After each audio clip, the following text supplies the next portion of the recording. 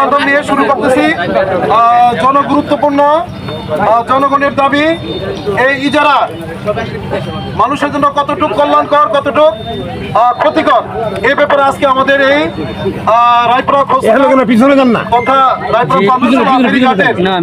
নৌকার ইজারা, এই ইজারার মধ্যে কি ধরনের অনৈতিক কাজ চলছে, জনবিরোধী কাজ চলছে, এই ব্যাপারে আজকে স্থানীয় ছাত্র ভাইরা, যুবক ভাইরা, জনগণ কথা বলবেন। এরপর আমাদের এখানে উপস্থিত আছেন 24শে আন্দোলনের শিল্পশালার জনাব আব্দুল আল ফয়সাল ভাই, কেন্দ্রীয় সমন্বয়ক, উনিও কথা বলবেন। এখন কথা বলার জন্য আমাদের আপনাদের এলাকার যুবক ভাই সবাইকে অনুরোধ করছি।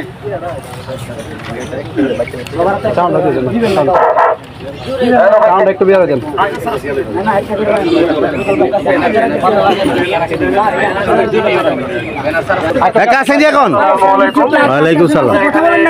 সবাই জমায়েতে হয়েছি একটাই উদ্দেশ্য, কাছে নেন সাউন্ড থাকবে। এই ফেরিঘাটের যে ইজারা, এই ইজারার বন্ধের দাবিতে আমরা এখানে একত্রিত হয়েছি। ইজারা আমরা সরকারের পক্ষে, আমরা সরকার কেন্দ্রিক, আমরা সরকার গঠন করি জনগণের সুযোগ সুবিধা দেওয়ার জন্য।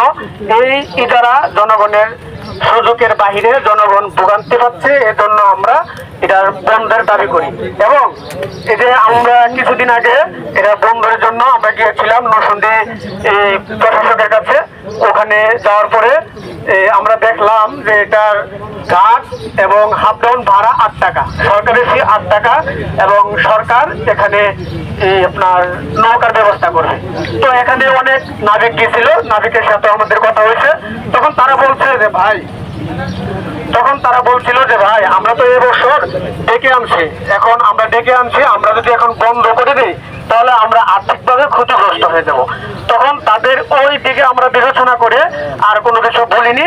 তখন তারা এটা কন্টিনিউ করছে এবং তারা আমাদের সাথে ওয়াদা দিছিল যে এবছর আমরা ঘাটের যে সময়, এই সময় শেষ হয়ে যাওয়ার পর আমরা আনবো না, যদি আপনারা সরকারিভাবে বন্ধ করতে পারেন। তো এখন সময় ঘনিয়ে আসছে বন্ধ করার। কিছুদিন আগে আমি যখন এদিক দিয়ে যাই এবং আমি সহ আর আমাদের যে আন্দোলনকারী ছিল প্রত্যেকের এই ইজারা ঘাট থেকে পুল থেকে অবগত করছে যে ভাই এটার ডাক কিন্তু শেষ, আপনারা যদি এটা বন্ধ করতে পারেন সরকারিভাবে তাহলে আর আমরা আনবো না, আর যদি সরকারিভাবে আপনারা বন্ধ না করতে পারেন তাহলে আমরা ঘাট থেকে আনবো, তখন কিন্তু আপনারা আমাদেরকে বাধা দিতে পারবেন না। এই সূত্র অনুযায়ী বোঝা যায় যে আমাদের যে ইজারাদার যে ভাই, তারা কিন্তু আমাদের ভাই, তারা কিন্তু আমাদের পক্ষে, তারা কিন্তু জনগণের পক্ষে। যদি তারা পক্ষে না হইতো তারা কিন্তু আমাদেরকে এই বিষয়টা অবগত করতো না। তারা অবগত করেছে মানে কি, তারা জনগণের পক্ষে। এখানে তাদের কোনো ইন্টারফেয়ার নাই। ইন্টারফেয়ার জনগণ তো সরকার, সরকার তো জনগণ। সরকার আমাদের সুযোগ সুবিধা দিবে, আমরা সুযোগ সুবিধা ভোগ করবো। আমরা সরকার গঠন করেছি আমাদের সুযোগ সুবিধার জন্য, ঠিক না? এখন আমাদের প্রধান কথা হলো যে সরকার কিভাবে আমাদেরকে সুযোগ সুবিধা দিবে এটা সরকার বলবে। আমাদের দাবি সরকার আমাদেরকে সুযোগ সুবিধা দিয়ে জনগণের জান মাল নিরাপত্তা দিবে সরকার, কারণ আমরা সরকার গঠন করি আমাদের নিরাপত্তার জন্য। এই জন্য আমরা এই সমাবেশ করেছি শুধু এই জন্য যে এটা আমাদের বন্ধের দাবি। যদি সরকার কর্তৃক আপে থাকে তাহলে এটা পরে বিবেচনা করা হবে, কিন্তু এখন আমার বন্ধের দাবিটা একেবারে 1 মিনিটের বেশি বক্তব্য দেওয়া দরকার নাই। 1 মিনিট সর্বোচ্চ 1 মিনিট। ধন্যবাদ। লম্বা বক্তব্য দরকার নেই।